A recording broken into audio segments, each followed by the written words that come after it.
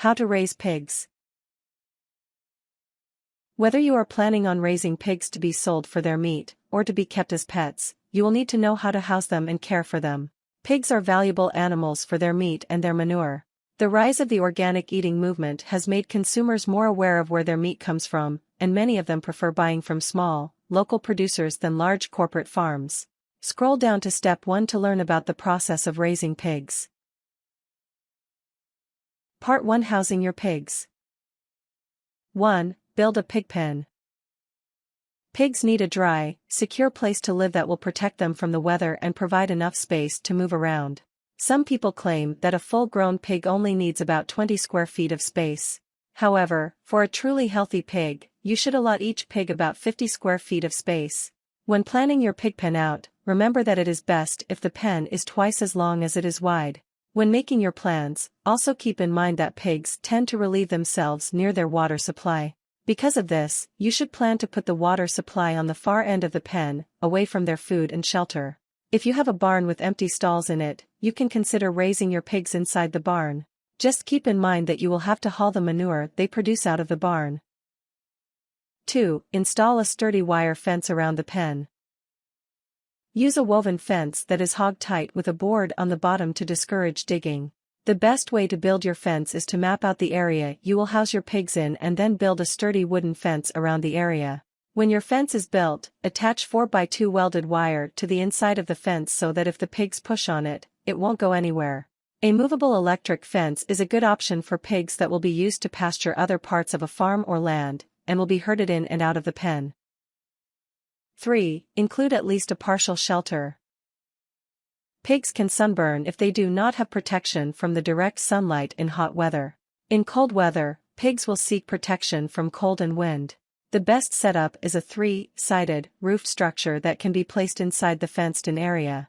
Many pig farmers recommend that you provide your pigs with at least 15 to 20 square feet of shade. The roof doesn't need to be higher than 4 feet tall. Remember to leave a partial opening under the eaves of the structure so that heat can escape during the hotter months of the year. One way to provide shade is to secure shade cloth to the top of the pen to block sun. In the winter, you should put hay down inside the shelter that your smaller pigs can warm themselves in. 4. Consider providing your pigs with a mud wallow. It's true, pigs love mud. Pigs have a hard time regulating their temperatures, and when faced with a high heat, a mud wallow looks just like a swimming pool to your piggies. To build a mud wallow, section off one part of the pen. You can build a low-lying fence or trough to keep the mud in just one section. Till up the earth where your mud bath will be and then add water to the area once or twice a day, perhaps more if you live in a particularly hot climate. Place fresh layer of sand at the bottom of your wallow when you first dig it. Add fresh dirt when needed. Note that you have to keep the wallow clean as some pigs will use the wallow as a bathroom.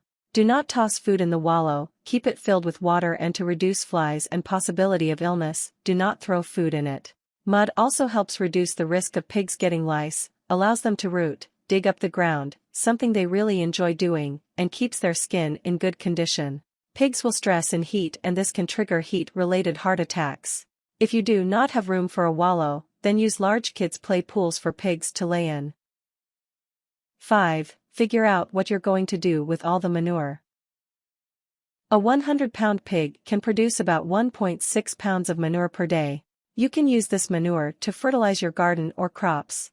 You could also consider selling the manure to other local farmers or gardeners who may not have a ready supply. 6. Control the flies.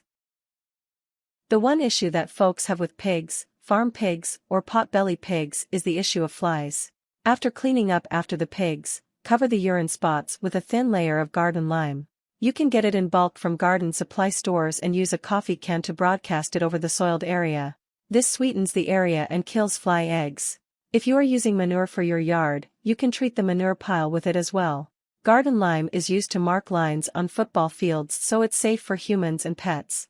In fact, it's the main ingredient in sweet PDZ used to freshen horse stalls. If you can't find lime, you can use gypsum, but it won't smell as fresh. Part 2: Raising the pigs. 1. Consider the time of year that you buy your piglets.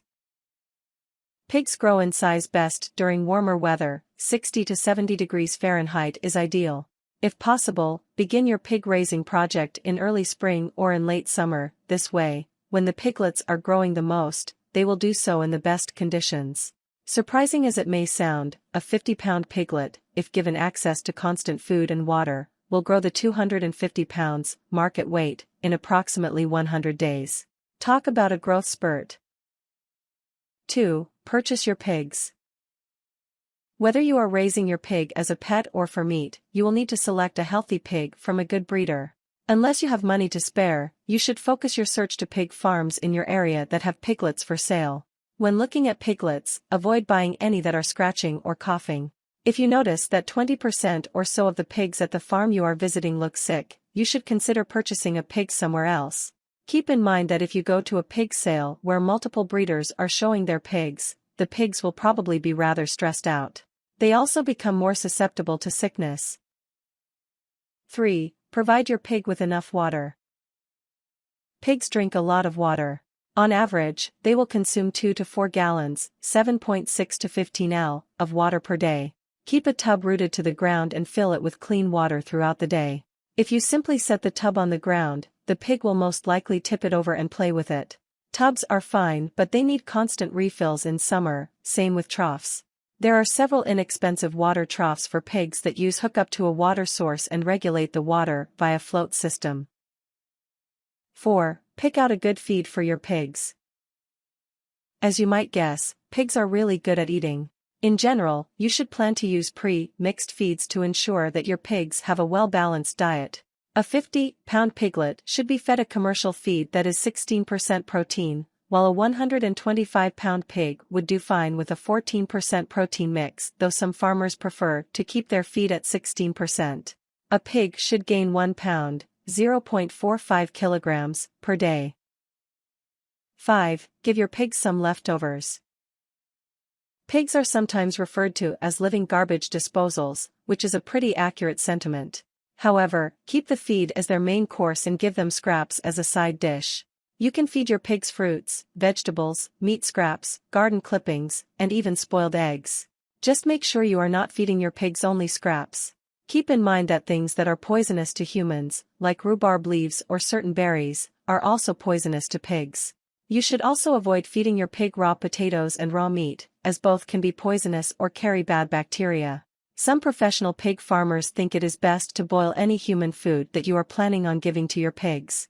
Doing this will guard your piggies against any bad bacteria that the food might contain. 6. Guard your pigs against internal parasites. Pigs have a tendency to get internal parasites because they root around in mud and manure all day. Ask a local vet to prescribe your pigs an anthelmintic that will kill any worms they might have. It is recommended that worm your pig every 4 to 6 weeks. 7. Sell your pigs for money. If you are planning on selling your pigs, you should do so when they have grown to 200 to 250 pounds, 90 to 114 kilograms. When the pigs are ready to be sold at a market, they will be priced based on size and health. Bring the pigs to a livestock auction or to individuals and local stores.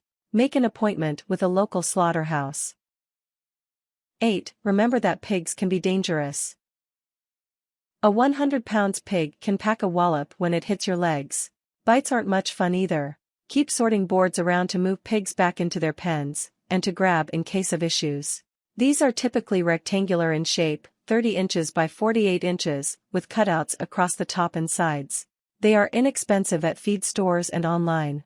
You can make your own using a piece of wood the size mentioned and attach handles. Tips. Don't buy too young of a pig, for it should stay with its mother for 6 weeks. Approved pesticides can be used on pigs to control lice and mites. Remember to check the fence security routinely. Pigs are intelligent animals who dig naturally. They will detect any weaknesses in the fence and get loose if there is an opportunity. Livestock fans are great to keep air flowing in the pig's area. Place them outside the pen and make sure the electric wiring is not near the pigs. If you are raising the pigs for meat, make sure the slaughterhouse has a good reputation, such as no improperly stunning pigs or dirty kill floors. Warnings. Never feed raw meat to pigs. The meat can carry disease, and federal regulations prohibit selling pig meat if the animal has been fed raw meat. Do not let piglets into the adult wallow. Small pigs need their own wallow away from adults. Adults do not pay attention and can injure or kill small pigs. Things: wooden boards, hog wire or a wire fence, water, tub, feed, a pig.